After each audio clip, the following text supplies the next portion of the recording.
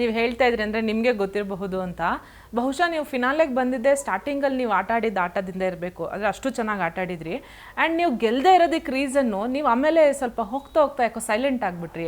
ಯಾವ ಕಾರಣಕ್ಕೆ ಅಂತ? ಏನು ಅಂತಂದ್ರೆ ನನ್ನ ವ್ಯಕ್ತಿತ್ವನೇ ಹಂಗೆ. ಇವಾಗ ನೀವೇನೋ ಟ್ರಿಗರ್ ಮಾಡಿದ್ರೆ, ನೀವೇನಾದರೂ ನನಗೆ ರೇಗೋದು, ಇನ್ನೊಂದು ದ್ವೇಷ ಮಾಡೋದು ಬೇಕು ಅಂತ ಏನಾದರೂ ಕೆಣಕಿದ್ರೆ ನಾನು ಅದೇ ರೀತಿ ರಿಯಾಕ್ಟ್ ಮಾಡ್ತೀನಿ.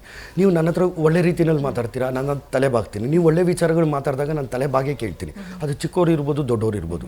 ನಾನು ಕಲಿಯೋಂಥ ವಿಚಾರಗಳಿತ್ತು ಅಂದರೆ ಯಾರೇ ಹೇಳಿದ್ರು ಅದನ್ನು ಕಲಿತೀನಿ. ಇನ್ನು ಆಟದ ವಿಚಾರದಲ್ಲಿ ಬಂತು ಅಂದರೆ ಟಾಸ್ಕ್ ವಿಚಾರದಲ್ಲಿ ಲಾಸ್ಟ್ ಟಾಸ್ಕ್ವರೆಗೂ ನನ್ನ ಪ್ರಯತ್ನ ನಾನು ಪಟ್ಟಿದ್ದೇನೆ. ಆಮೇಲೆ ಸುಮಾರು ಟಾಸ್ಕ್ಗಳಲ್ಲಿ ನಾನೇ ರೆಕಾರ್ಡ್ ಬ್ರೇಕ್ ಮಾಡಿದ್ದೇನೆ. ಆಮೇಲೆ ಕಿಚನ್ನ ಚಪಾಟಿ ತೊಗೊಂಡು ಹೋಗು ಟಾಸ್ಕ್ ಮೂಲಕ ಆ ವೀಕಲ್ಲಿ ಯಾರು ಶೋಭಾ ಶೆಟ್ಟಿ ಇದ್ದರು ಅವರು ನಮ್ಮ ಟೀಮಿಗೆ ನಾಯಕಿ ಆಗಿರ್ತಾರೆ.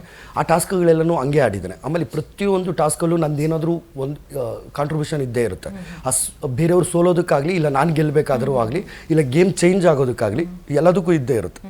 ಓಕೆ, ಈ ಗ್ರೇ ಏರಿಯಾ ಅನ್ನೋದು ಹೆಂಗೆ ಶುರು ಆಯಿತು ಅಂತ ಮಂಜುವರೆ? ಅಂದರೆ ಇಷ್ಟು ಸೀಸನ್ನಲ್ಲಿ ಯಾರಿಗೂ ತಲೆಗೊಳ್ದಿರಲಿಲ್ಲ ಇದು. ಆ ಗ್ರೇ ಏರಿಯಾ ಅನ್ನೋದೊಂದು ಶುರು ಮಾಡಿ ಆಟದ ಶೈಲಿನೇ ಬದಲಾಯಿಸ್ಬಿಡ್ತೀರಿ ನೀವು. ಆ್ಯಂಡ್ ಮನೆಯವ್ರೆಲ್ಲರೂ ಒಂದು ಲೆಕ್ಕಕ್ಕೆ ನಿಮ್ಮನ್ನು ಫಾಲೋ ಮಾಡೋಕ್ಕೆ ಶುರು ಮಾಡ್ತಾರೆ. ಆಮೇಲೆ ಅಂದರೆ ಈ ಥರ ಮಾಡ್ಬೋದಲ್ಲ, ಹಿಂಗೆ ಮಾಡ್ಬೋದಲ್ಲ ಅಂತ ಹೆಂಗೆ ಶುರು ಆಯ್ತದು ಅಂತ? ಅದು ಹಿಂಗೆ ಅಂದರೆ ಇವಾಗ 4 ಜನ ಕಿತ್ತಾಡ್ತಿರ್ತಾರೆ. 4 ಜನ ಒಂದು ಬಾಲಗೋಸ್ಕರ ಆ ಕಡೆ ತೊಗೊಂಡೋಗ್ಬೇಕು. ಅದು ಆಗಲ್ಲ. 4 ಜನ 4 ದಿಕ್ಕಲ್ಲಿ ನಿಂತ್ಕೊಂಡ್ರೆ ಒಂದು ಕಡೆ ಎತ್ಕೊಂಡು ಹೋಗೋಕ್ಕಾಗಲ್ಲ. 2 ಅವರ್ 3 ಅವರ್ ಆಗುತ್ತೆ. ಲೈಕ್ ನಮ್ಮ ಟೀಮವರು ಹೆಂಗೆ ಗೆಲ್ಲಬೇಕು ಏನು ಅಂತ ಯೋಚನೆ ಮಾಡ್ತೀವಿ. ಇಬ್ಬರನ್ನ ಒಂದು ಮಾಡಿಬಿಟ್ರೆ ಅದು ತೊಗೊಂಡೋಗಿ ಹಾಕ್ತಾರೆ. That is the grey area. ಆಮೇಲೆ ಬಿಗ್ ಬಾಸ್ ಕೂಡ ಮೂಲ ನಿಯಮಗಳನ್ನು ಬಿಟ್ಟು, ಇವಾಗ ಮೂಲ ನಿಯಮ ಏನು, ನಿಮ್ಮ ಸ್ಟಾರ್ಟಿಂಗ್ ಅಲ್ಲಿ ಇರ್ತಕ್ಕಂಥ ಪ್ರಾಪರ್ಟಿನ ತೆಗೆದು ಈ ಕಡೆ ಎಡ್ಜಿಗೆ ಇಡಬೇಕು ಅನ್ನೋದು. ಒಂದು ವುಡನ್ ಸ್ಟಿಕ್ ಇರಲಿ, ಅದನ್ನು ಎತ್ಕೊಂಡೋಗಿ ಇಡಬೇಕು ಅಂದರೆ ನೀನು ಅದನ್ನು ಪ್ರಾಪರ್ಟಿ ದಾಟೇ ಬರಬೇಕು ಅನ್ನೋಂಗಿಲ್ಲ. ನೀನು ಕೈಗೆ ಎಟ್ಕುತ್ತೆ. ಆ ಕೈ ಎಟ್ಕಬೇಕಾದ್ರೆ ಅದನ್ನು ಹಂಗೆ ತೊಗೊಂಡು ಹಂಗೆ ಇಡ್ಬೋದಲ್ವಾ. ನಾನು ಯಾಕೆ ಅಲ್ಲಿ ಗಂಟ ಹೋಗಿ ಯಾಕೆ ನಾನು ಶ್ರಮ ಪಡಬೇಕು? ದಟ್ ಈಸ್ ಸ್ಮಾರ್ಟ್ ವರ್ಕ್ ಅಲ್ವಾ. ಅದಾದಮೇಲೆ ನೀನು ಬಾಲ್ನ ಎತ್ಕೊಂಡೋಗಿ ಅಲ್ಲಿ ಏನು ಮಾಡಬೇಕು? ಇವಾಗ ನೀರು ತೊಗೊಂಡೋಗಿ ಅಲ್ಲಿ ಹಾಕಬೇಕು. ಎಷ್ಟು ನೀರು ತೊಗೊಂಡೋಗಿ ಹಾಕ್ತೀಯಾ, ನನಗೆ ಎಷ್ಟು ಬೇಕು, ಅದ್ರ ಮೇಲೆ ಒಂದು ಸ್ವಲ್ಪ ಕಾನ್ಸಂಟ್ರೇಷನ್ ಮಾಡಿದ್ರೆ ನಮಗೆ ಇಷ್ಟು ಸಾಕು, ಹಿಂಗೆ ಸಾಕು.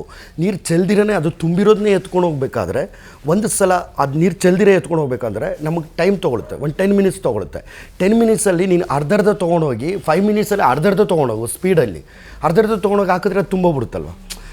ಲೈಕ್ ಈ ಥರದ್ದು ಒಂದಷ್ಟು ಟೆಕ್ನಿಕ್ಸು, ಒಂದಷ್ಟು ಆಟದಲ್ಲಿ ಅಂದರೆ ಬಿಗ್ ಬಾಸ್ ಮೂಲ ನಿಯಮಗಳ ಜೊತೆಗೆ ನಾವು ಹೇಗೆಲ್ಲ ಆಡ್ಬೋದು ಅಂತ ಅವ್ರು ಕೊಡದೇ ಇರತಕ್ಕಂಥ ಒಂದಷ್ಟು ಐಡಿಯಾಸು ನನಗೆ ಕೂತ್ಕೊಂಡು ನೋಡಬೇಕಾದ್ರೂ. ಇವಾಗ ಸೀಸ ಟಾಸ್ಕ್ ಬಂತು ಇದಕ್ಕೆ, ಯಾರಿಗೆ ಇವನಿಗೆ ಹನುಮಂತುಗೆ.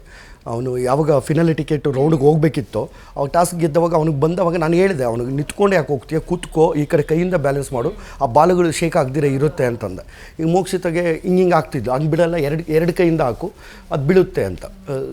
ಅಲ್ಲಿ ಅಂದರೆ ಸ್ಪೋರ್ಟ್ಸಲ್ಲಿದ್ದೆ.